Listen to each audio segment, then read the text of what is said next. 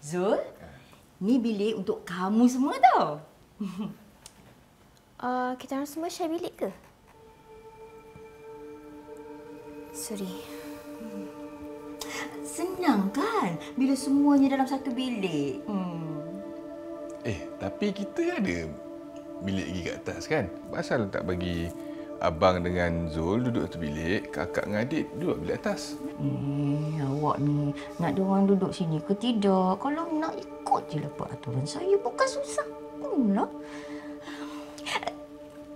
Dekat atas tu, ya, ada bilik. Cuma maklum jarang nak bagi tetamu naik dekat atas.